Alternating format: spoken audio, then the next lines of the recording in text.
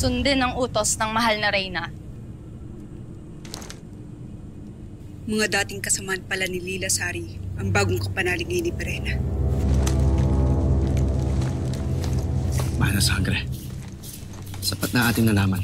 Halika na. Sheda Akil.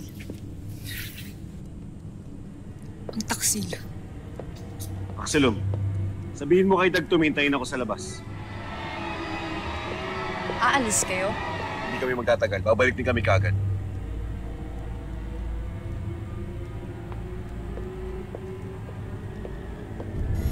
Avisala, Aspan.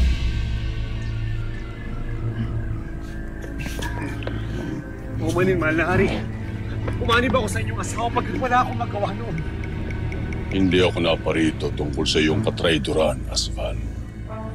Kundi tungkol sa isang sanggol na sinabi ni Agane na kasamang tumakas ni Lilasari.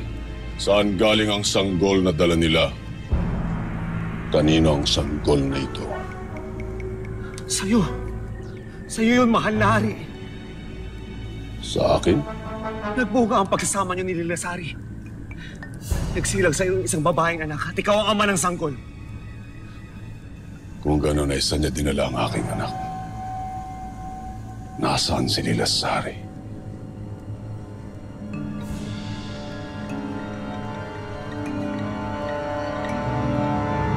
Hindi ko alam, mahal na hari.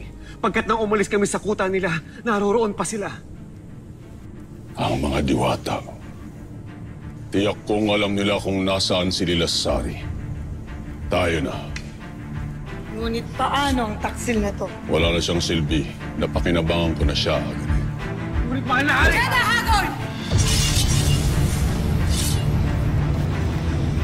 Hindi niyo siya gagalawan. Pagkat sa akin magbabayad ang kasalanan sa Aspan. Ang mga diwata. Tamang-tama.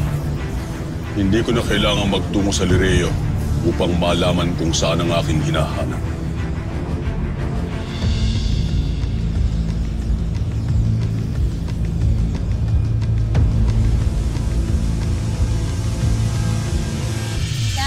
Ang iyong kapatid na Reynahan.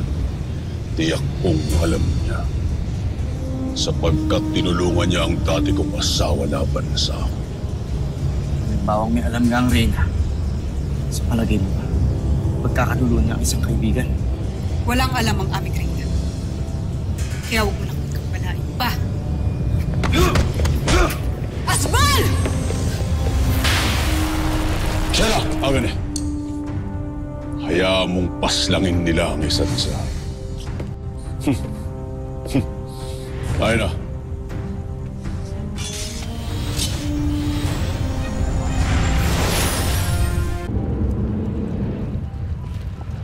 Panginoon,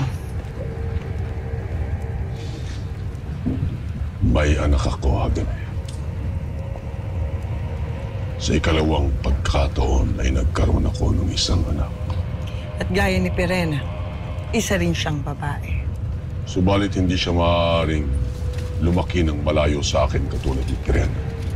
Kailangang mabantayan ko siya upang matiyak ang kanyang katapatan sa Thoria.